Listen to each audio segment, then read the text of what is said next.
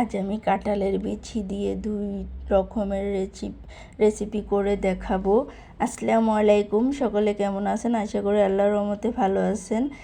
যেখান থেকে আমার ভিডিওটি দেখতেছেন প্লিজ একটা লাইক দিয়ে ভিডিওটি দেখা শুরু করবেন। প্লিজ একটা লাইক সবার কাছে আশা করি। তা আমি কিন্তু এখানে ডাঁটা, চিংড়ি মাছ, কাঁঠালের বিচি নিয়েছি। তো বিশেষ করে কাঁঠালের বিচি দিয়ে চিংড়ি মাছ ডাঁটা এভাবে রান্না করে খেলে খুবই টেস্টি হয় এবং এটা কিন্তু খুবই সুস্বাদু একটি খাবার এবং স্বাস্থ্যসম্মত। খুব অল্প মশলাতেই এই রেসিপিটা হয়ে যায়, কিন্তু খেতে খুবই দুর্দান্ত স্বাদ, অসাধারণ একটা রেসিপি। তো আশা করি আমার ফুল ভিডিওটি আপনারা দেখবেন, আর ফুল ভিডিওটি দেখলে বুঝতে পারবেন যে আমি এই রেসিপিটা কিভাবে বানিয়েছি। তো আমার যেখানে লাগতেছে কি সেগুলো, সেই উপকরণগুলো আমি নিয়েছি। এখানে নিলাম কাঁঠালের বিচি, ডাঁটা আর চিংড়ি মাছ। তো আমি এটি দিয়ে রান্না করব। তো চিংড়ি মাছগুলো আমি কেটে ছোট করে দেব, কারণ এত বড় চিংড়ি একসাথে দিব না। তো আমি ছোট ছোট করে কেটে নিয়েছি চিংড়ি মাছগুলো।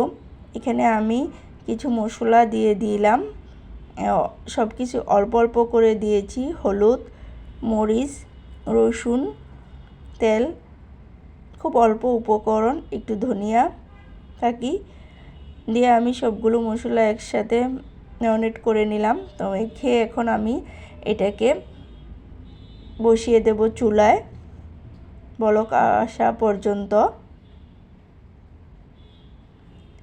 তো বলক আসা পর্যন্ত প্রথমে আমি এটা চুলায় বসিয়ে দিলাম। তো আমার এটা বলক এসে গেছে। এখন আমি যে কাঁঠালের বিচি আর ডাঁটা নিয়েছি ওগুলো ঢেলে দেব, মানে এটার মধ্যে দিয়ে দেব।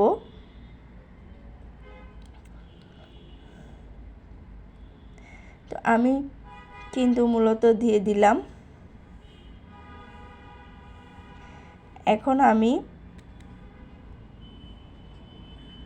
এটাকে ভালো করে নেড়ে ছেড়ে মিশিয়ে নেব, নিয়ে কিছুক্ষণের জন্য কষানো হতে থাকবে। তারপর আমি জল দেব। তো কিছুক্ষণ কষানো হতে থাক।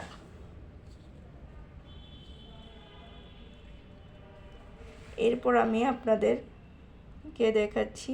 এই যে দেখুন, আমি কিন্তু এটার মধ্যে বেশি ঝোল রাখবো না, মানে হালকা হালকা, যেমন একদম মাখো মাখো হয়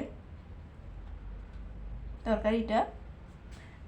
আমি সেভাবেই এটাকে রান্না করব।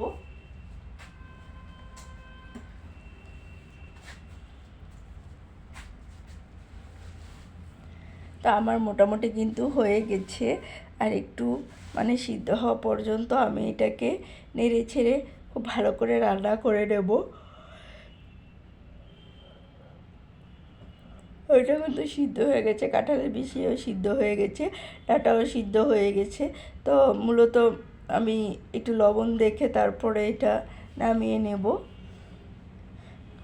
কতটা দেখতে কিন্তু তরকারিটা অনেক সুন্দর হয়েছে, কালারটা মাশাআল্লাহ দেখুন। তো আমার রান্নাটা হয়ে গেছে। এখানে আমি আরেকটা রেসিপি দেখাবো।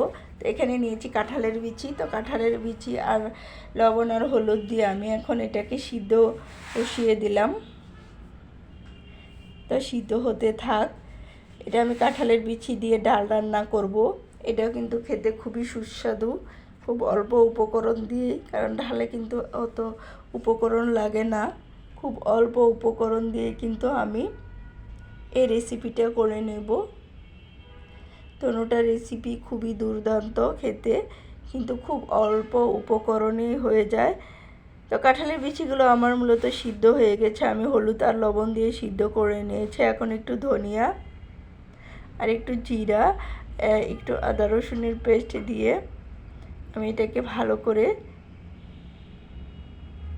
ঢাল ঘুটনি দিয়ে ঘুটে নেব, এস করে একদম ঢালের মতো।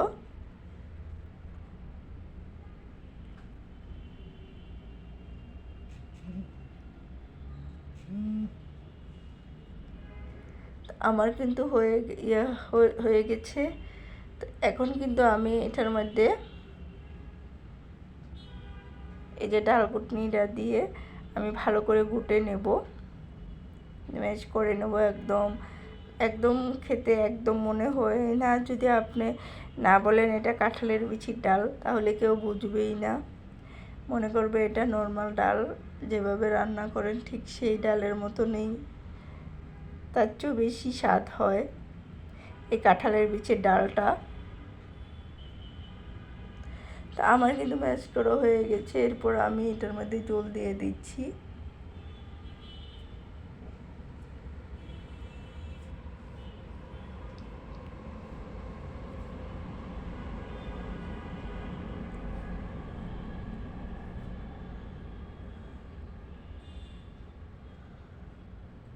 তো এখানে কিন্তু আমি আম দিয়ে দিলাম, কাঁচা আম আর কাঁচামরিচ ফালি করে দিয়েছি।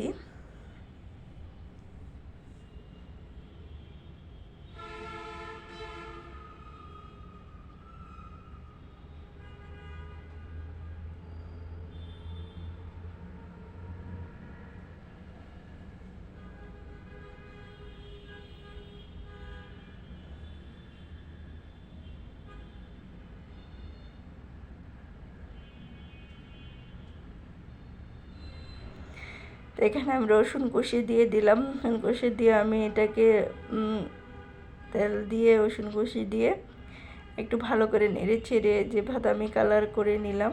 এরপর আমি ডালটার মধ্যে বাগার দিয়ে দেব। ডালটা বাগার দিলে কিন্তু খেতে খুব ভালো লাগে, খুব সুন্দর একটা ফ্লেভার আসে।